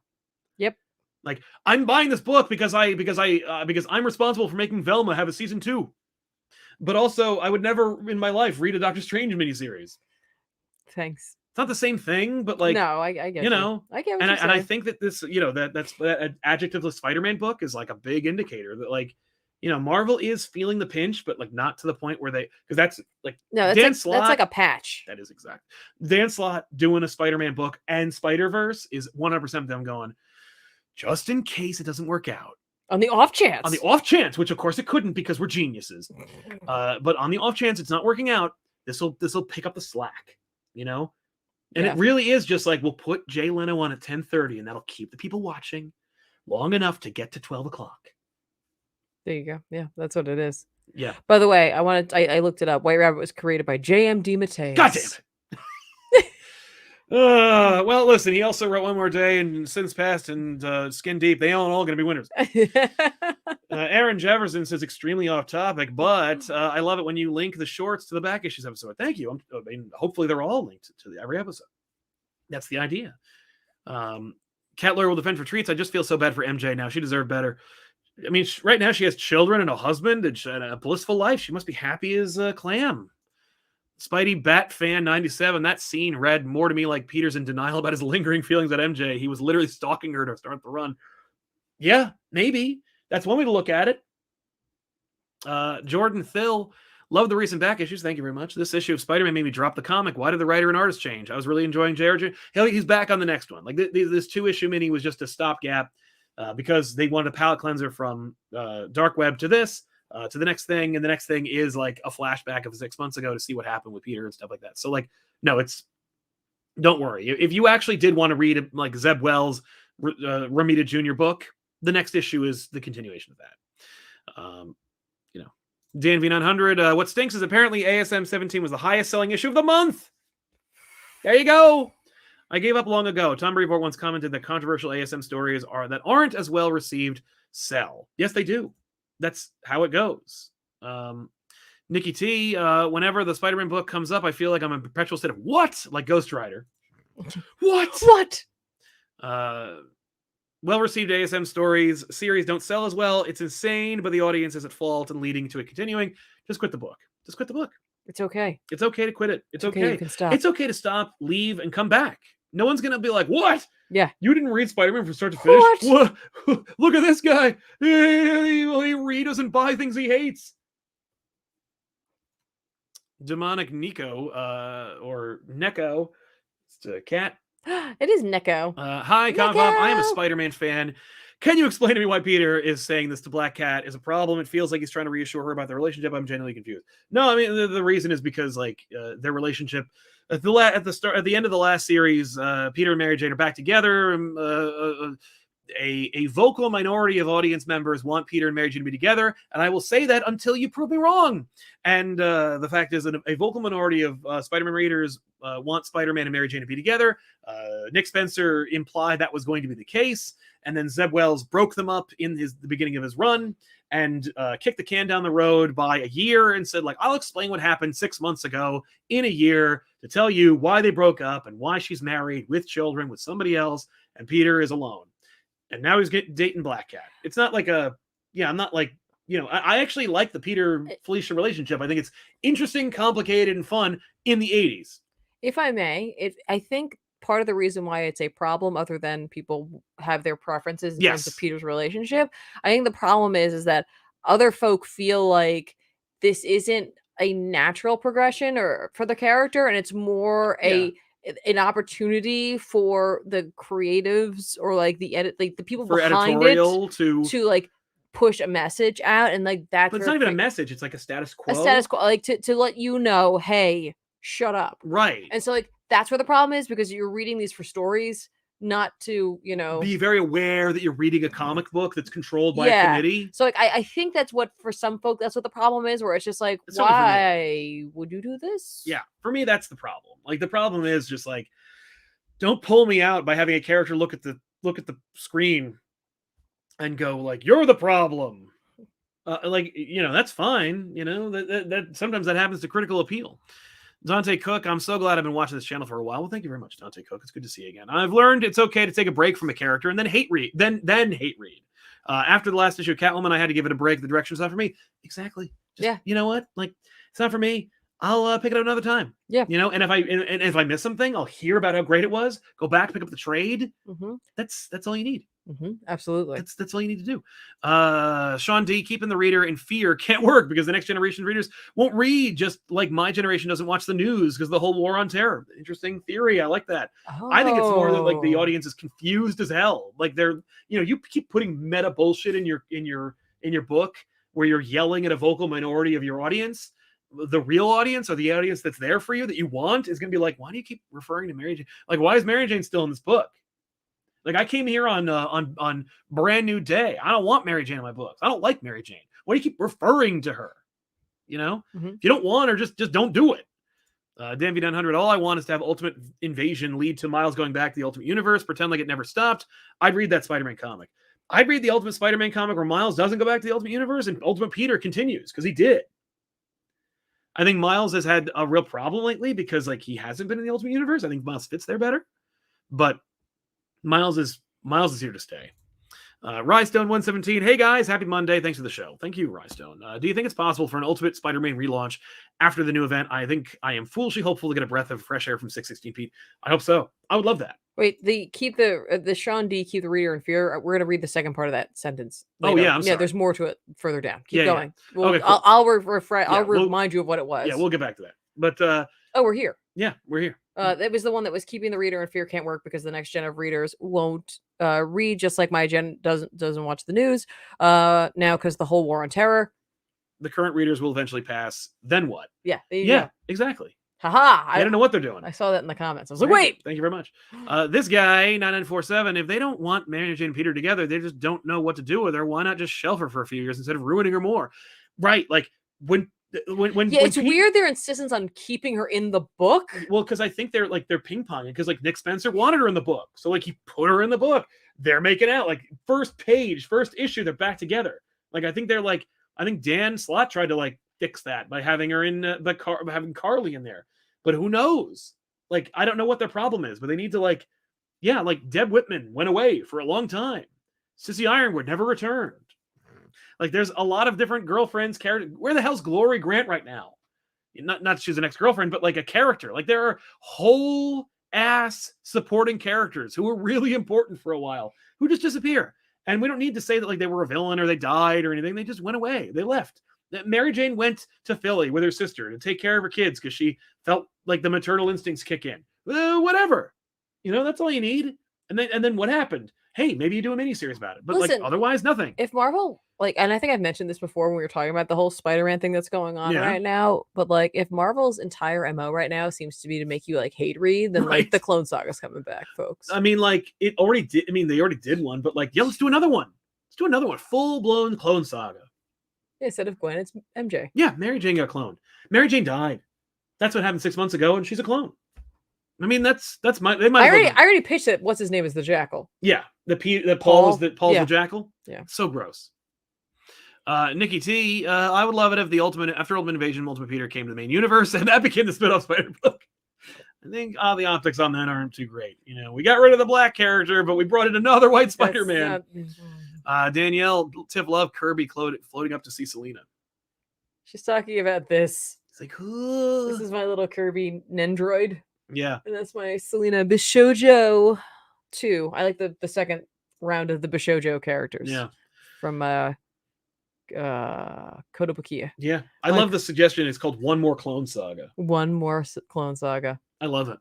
Hey, done. Mephisto and the Jackal. Jackal died and he went to hell. Mephisto's like, hello. The two of them work together.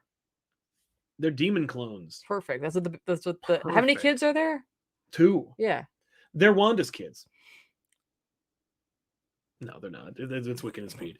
So let's recommend some comics that are coming out this week that we think you should check out. Batman versus Robin #5 is coming out. I believe it's the end of Lazarus Planet, and I was like, when did it start? Like I read the first issue, but like, where's the rest of it? It's been all over the place, hasn't it? They need to fix how they make events. It's not working. But yeah, that's cool, I guess. I don't know. Human Target #12 comes out. I read it, and that's all I'll say about that for now. But Human Target #12, it's been a phenomenal series up until now. So we got to see it to the end. Here we go. And Murder World Game Over #1. That's the end of Murder World. It was a great series. It was a really fun event, story, mini-series. If you hadn't already, you should check out Murder World. It was fun. Pick up Murder World. It's Over, or whatever it's called, the #1. And then go back and pick up all the other unsold copies of Murder World, because they'll be on the shelf. I'm sorry. Ouch. I'm sorry, but them's the breaks. But it was a great series, and I recommended it. So, plus Batman The Audio Adventures #5 is coming out. Anthony Marquez draws one of my favorite iterations of Batman and his rogues and Robin and all that stuff. It's great. You should be reading that, especially if you have some kids, throw it at them. Just literally whip them at them like you're Bill Jemmons in a meeting. We do not whip comics. We do not recommend that. No, they have staples in them. We here at ComicPop do not recommend. I guess you're not going to be recommending Hallows Eve. Oh, Cosmic Ghost Rider. Not Hallows Eve. No, yeah, Hallows Eve comes out. I was just looking to see that there's another Cosmic Ghost Rider story coming out. I know, and it's by Stephanie Phillips. I'll read it, maybe. Okay. I didn't have a lot of recommendations this week, so I guess I'll check it out. Yeah, there you go. Who did Spider-Man Unforgiven? Tim Seeley. Nope. Oh, I'm checking that out. I am checking this out. Oh yeah, why? Because Tim Seeley. Oh, wait. Who am I thinking of? You don't like Tim Seeley. I don't. But I like him as a person. Underworld, vampires, magic. Yes, I'm in. All right, I will be reading Spider-Man Unforgiven #1, folks. Don't let me forget. Don't let me forget. I'm going to be checking that out. I'll remind you too. Thank you. I will be definitely reading that. I'm also going to be checking out X-Force #38 this week for sure. Ghost Rider #12. Fool me once, shame on me. Fool me twice. I'm buying this again. No. I was promised Danny Ketch in the last issue. You got him on the last page.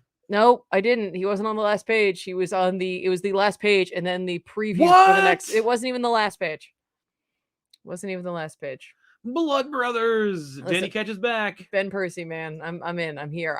This guy's got so many books coming out. I'm like, how do you have the time for this, man? I know he's a machine. He is a machine. But yeah, so I will definitely be reading that for my Danny Ketchness, because I need it for no reason. Well, yeah, he's been away a while. I also want to give a shout out to Dead Boy Detectives #3. Those who are interested in the Sandman universe, you can grab that. Did you hear about how Dead Boy Detectives moved from HBO Max to Netflix? I did not.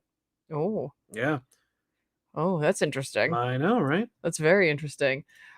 Also, if you're a Jeff Lemire fan, there's another Jeff Lemire miniseries coming out called Phantom Road #1. I just want to give a shout out to that, whether or not you're interested in this book. If you're a person who follows a creator, I'd just like to let you know this is an image book, which means they don't reprint them. So if you Right. want to get your #1, you got to get out there, put it on your pull list, or call your comic book store because it's coming out, I guess, on Wednesday. Yeah, it comes out this Wednesday. Just let them know that you want it. They won't be able to necessarily pull it, but maybe they can get off the shelf for you. Do you want this? I mean, I'll check it out. I always check out at least his first issues of things to see what I like. Yeah. And what I don't like from his work. I meant physically, like you want a physical copy. Oh, yeah, why not?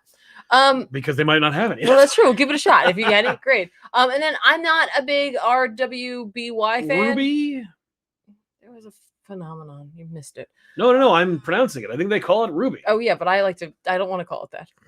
Because that's not how you spell that word. But the DC crossover is coming out with them. I thought they did this already. No, this is maybe they did it digitally, but I guess you can get it physically. That's what it is. This is like you can get it, but this is like the Rooster Teeth because DC's not afraid to cross over with people. Yeah.